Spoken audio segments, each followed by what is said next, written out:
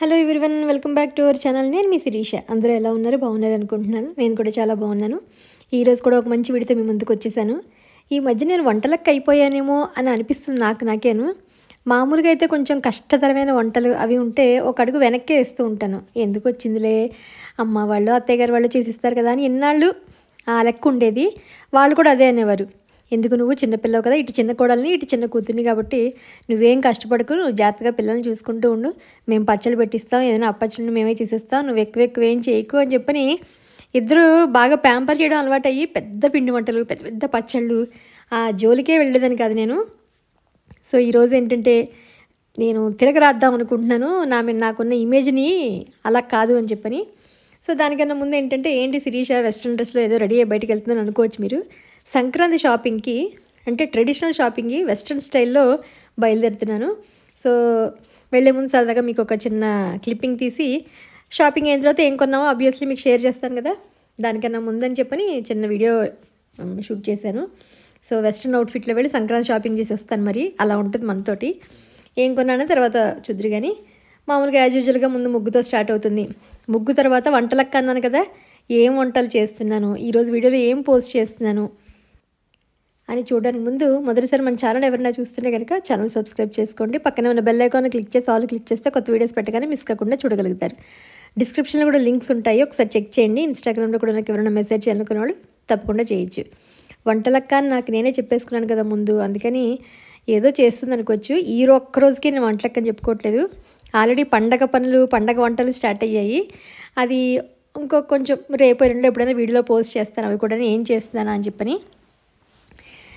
అంటే ఒక్కొక్కసారి మనకి ఏదైనా చేసుకోవాలి అనిపిస్తూ ఉంటుంది ఫుడ్ మీద, అందుకని చేసుకుంటున్నాను కదా అని చెప్పని వీడియో షూట్ చేశాను. సాధారణంగా అయితే వంటల దగ్గరికంటే కొంచెం, ఎందుకంటే చాలా క్లీన్గా మెయింటైన్ చేయాలి, మళ్ళీ అన్నీ తుడుచుకోవాలి, ఇవన్నీ వీడియో తీయాలంటే కష్టం అని చెప్పని ఎప్పుడు స్కిప్ కొట్టేస్తున్నాను. కానీ లేదు, ఈసారి వంటలు కూడా అప్పుడప్పుడు వ్లాగ్లో యాడ్ చేద్దాము అని చెప్పని అనిపించి కొన్ని షూట్ చేశాను. మా అమ్మాయి నేను ఒక మంచి రెసిపీ చెప్తాను, అందరికీ చాలా ఈజీగా చేసుకోగలుగుతారమ్మా, ఈవినింగ్ స్నాక్ ఐటమ్, అది కూడా ఇందులో యాడ్ చేయందని. ఇంకా అసలు తగ్గేది అన్నట్టుగా దానిది కూడా యాడ్ చేసేసాను, మా శ్రావణిది కూడాను. చూద్దరు. కానీ నాతో చేయించింది డైరెక్షన్ మా అమ్మాయే, ఓన్లీ నేను చేసింది మాత్రం నేనే అన్నట్టు. చెప్పండి, మీ అందరూ సంక్రాంతి షాపింగ్ చేసేసారా? ఇంకా చెయ్యని వాళ్ళు ఉన్నారా?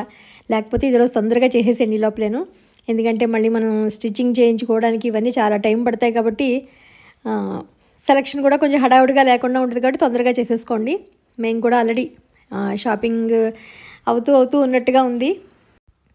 ఒక్క 2 రోజులు పోతే హైదరాబాద్ అంతా మొత్తం నిర్మానుష్యం అయిపోతుంది. మొత్తం అందరూ సంక్రాంతికి ఊళ్ళు వెళ్ళిపోతూ ఉంటారు. మేము అదే అనుకునేవాళ్ళం. మా అత్తయ్య గారు వాళ్ళ ఊళ్ళో అయితే ప్రభల తీర్థం అని చాలా బాగా జరుగుతుంది, మీకు వీడియోలో కూడా షేర్ చేశాను.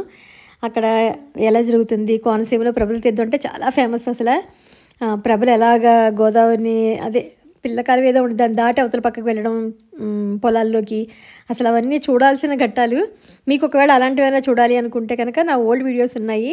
సంక్రాంతి మొత్తం కొన్ని రోజులంతా అక్కడ ఉండి ఎలా చేయాలి, గొబ్బెమ్మలు ఎలా పెట్టాలి ఏంటి అన్నీ రోజు అక్కడ వీడియోలో షేర్ చేశాను. అత్తయ్య గారు వాళ్ళ ఊరు, గోదావరి అన్నీ చాలా షేర్ చేశాను.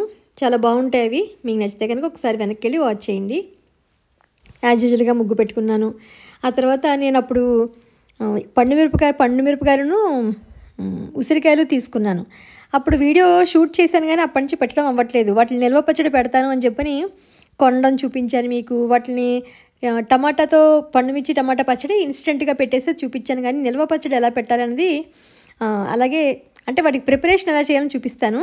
అంటే ఎప్పుడు కావాలంటే అప్పుడు మనం తీసుకుని అప్పటికప్పుడు పోపేసుకుని అలా తినేసేలాగనమాట. ఇవి ఏంటంటే సంవత్సరం మొత్తం మనం అలా నిల్వ పెట్టుకుంటే అప్పటికప్పుడు దొరకగా సీజన్ ప్రకారమే మనకు అన్నీ దొరుకుతూ ఉంటాయి. ఇప్పుడు పండు మిరపకాయలు దొరికే సీజను, ఉసిరికాయలు దొరికే సీజను, అఫ్కోర్స్ కొన్ని చోట్ల దొరుకుతున్నాయి అనుకోండి. కానీ కొన్ని సీజనల్గా దొరికేవన్నీ ఏంటంటే మనం చింతకాయలు ఇవన్నీ ఆ టైంలో వచ్చినప్పుడు తీసుకొని మన పెద్దవాళ్ళు పచ్చడి పెడుతూ ఉండేవారు. సో ఇది దొరుకుంటే అమ్మ అత్తయ్య గారు ఇద్దరు పెట్టేవారు. అత్తయ్య గారు లేరు, అమ్మ పెట్టిస్తారు. కానీ పెద్దవారు రేపు ఒక్కరు చేయాలంటే కష్టం కదా అని చెప్పని కొంచెం నేర్చుకుందాము అని నేను 1 కిలో 2 కిలోలు అలా మాత్రమే కొంటున్నాను. మొన్న ఆల్రెడీ మీకు షేర్ చేశాను కదా, పండు మిరపకాయలను అదే ఉసిరికాయలు కొన్నాన్ని. ఆ 2 స్టఫ్ని ఒబ్బిడి చేసి నిల్వ పచ్చడిలో పెట్టడానికి రెడీ చేస్తున్నాను అనమాట. సరే సరదాగా మీకు కూడా వీడియో షేర్ చేద్దాను. అలాగా ఇప్పుడిప్పుడే నేర్చుకుంటున్న వాళ్ళకి ఎవరికైనా వీడియో యూజ్ అవుతుందని అనిపించి షేర్ చేస్తున్నాను.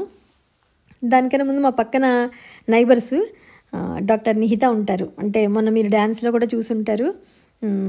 ఇద్దరు డాక్టర్స్, వాళ్ళ హస్బెండ్ తను ఇద్దరు డాక్టర్స్.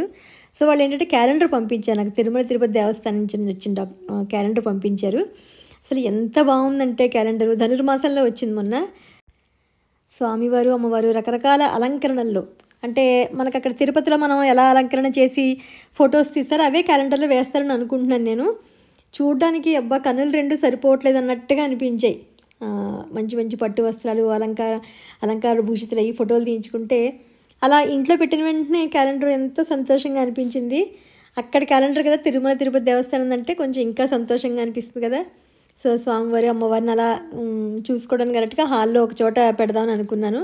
ప్రతి మంత్కి ఒక్కొక్క గెటప్, అంటే ఒక్కొక్క అలంకరణలో ఉన్నారు వాళ్ళు. మనకి ప్రతి నెల మాసం తగ్గట్టుగా వాళ్ళు కళ్యాణాలు అవి చేస్తూ ఉంటారు కదా, అలాంటి చోట పట్టు వస్త్రాలు పూలమాలలతోటి చాలా అంటే చాలా బాగుంది కదా. సో నాకు ఈ క్యాలెండర్ ఇచ్చినందుకు చాలా సంతోషంగా ఉంది, చాలా హ్యాపీగా ఫీల్ అయ్యాను. నెక్స్ట్ వచ్చి హాల్లో ఒక చోట చెప్పాను కదా హ్యాంగ్ చేశానని చెప్పని. మామూలుగా అప్పుడు ఒక 1/2 కిలో నేను టమాటాతో పెట్టేశాను కాబట్టి ఇంకొక 1/2 కిలో పచ్చడి అంటే నిల్వ పచ్చడి పెడదాము. ఎప్పుడైనా కొంచెం కొంచెం తీసుకుని మళ్ళీ తర్వాత ఎప్పుడైనా మనకి తినాలనిపించడం ఉంటుంది కదా అని చెప్పని ఫస్ట్ 1/2 కిలోకి 100 గ్రాముల చింతపండు సరిపోతుంది. నేను 100 గ్రాముల చింతపండులో కొంచెం కాడలు అవి ఏమీ లేకుండా ఇలా ఓపెన్ చేసేసి మొత్తం నేను, అంటే కొంచెం గుజ్జుగా లేకుండా అంతా ఓపెన్ చేసి కాడలు ఏమన్నా పిక్కలు అవి చింతగింజలు అవి ఏమన్నా ఉంటే కూడా అవన్నీ తీసేసి శుభ్రం చేసేసి ఒక ముద్ద రెడీ చేసుకున్నాను. మిక్సీలో వేసి ఫస్ట్ దీన్ని ఆడుకోవాలన్నమాట మనం, అందుకని మిక్సీలో వేసి రెడీ చేసుకున్నాను. అలాగే పండుమిరపకాయలు కూడా ముందు శుభ్రంగా కడుక్కుని ఆరబెట్టుకుని నైట్ అంతా ఉదయాన్నే ఇలా కొన్ని చిన్న చిన్న పీసెస్ కింద కట్ చేసుకుంటున్నాను. పచ్చివే, ఇంకా ఏం వేయించలేదు నేను. అవంటే వేయించుకుని చేసాం మనం పండుమిరపకాయ టమాటా పచ్చడి. ఇవైతే మామూలుగా జస్ట్ కట్ చేసేసుకుని, అంటే మిక్సీలో మనకి పెద్ద పెద్దవి కదా నలగడానికి ఇబ్బంది అవుతుందని చిన్న చిన్న పీసెస్ కింద కట్ చేసేసుకోవడమే అంతే. మనకి ఇంట్లో ఉండేదాన్ని బట్టి ఎన్ని, అంటే 1/2 కిలోకి చెప్పానుగా 100 గ్రాములు నేను అన్నీ తరుక్కుని ఒక ప్లేట్లోకి రెడీ చేసుకున్నాను. సో ఇప్పుడు ఫస్ట్ మనం మిక్సీ జార్ తీసుకోవాలి. మిక్సీ జార్లోకి ఏదైతే చింతపండు అనుకున్నానో దానికి కళ్ళుప్పు కూడా, అంటే ఒక బుల్లి గ్లాస్ అనుకోండి, ఈ 1/2 కిలోకి బుల్లి గ్లాస్ ఉప్పు సరిపోతుంది. అది కూడా రాళ్ళు ఉప్పు వేస్తే అంటే చాలా బాగుంటుంది టేస్ట్. అందుకని నేను ఆ రాళ్ళు ఉప్పు ముందు చింతపండు ఇలా పొడి పొడిగా ఆడేసుకుంటున్నాను ముందు నేను. అంటే పండుమిరపకాయలతో కూడా ఆడుకోవచ్చు, తర్వాత ఆడుకుందాను. ఫస్ట్ ఈ రెండు ఆడిన తర్వాత అప్పుడు ఎండుమిరపకాయలు కూడా పండుమిరపకాయలు కూడా వేసుకుని ఇప్పుడు మొత్తం అంతా మిక్సీ చేసేసుకుని ఒక గాజు బౌల్లోకి అంతా ట్రాన్స్ఫర్ చేసుకుని, ఎందుకంటే ఉప్పులో వాటర్ ఉంటుంది కాబట్టి పండుమిరపకాయలు నలగడానికి కొంచెం ఇలా పేస్ట్లో అవుతుంది. మరి ఈ మెత్తగా కాకుండా కొంచెం కచ్చపిచ్చగంటగా మనం ఆ రకంగా చేసేసుకుని ఇది ఫ్రిడ్జ్లో పెట్టేసుకోవడమే. ఇంక ఇది మనకి ఎన్నాళ్ళైనా నిల్వ ఉంటుంది. బయట ఉంటే కనుక కొంచెం కలర్ అది పోతుంది, పాడవచ్చే అవకాశం ఉంది. యాక్చువల్గా కొంచెం పసుపు అది కూడా వేసేసి మనం మూత పెట్టేసి ఫ్రిడ్జ్లో పెట్టుకుంటే ఎప్పుడు కావాలంటే అప్పుడు తీసుకుని మనం పోపు అది వేసుకోవచ్చు. అదే ఆవపిండి మెంతిపిండి ఇంగు నూనె కాచి వేయడం అంతే. మిగతా అంతా పోపు పెట్టుకోవడం అంతే, సింపుల్గా అయిపోతుంది.